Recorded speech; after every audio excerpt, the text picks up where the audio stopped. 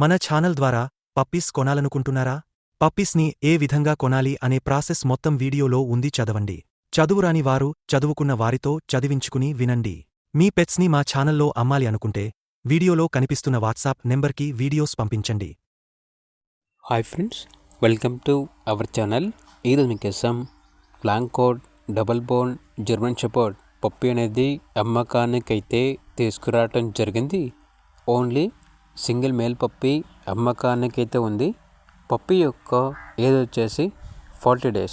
అంతేకాకుండా చాలా యాక్టివ్గా ఉంటుంది.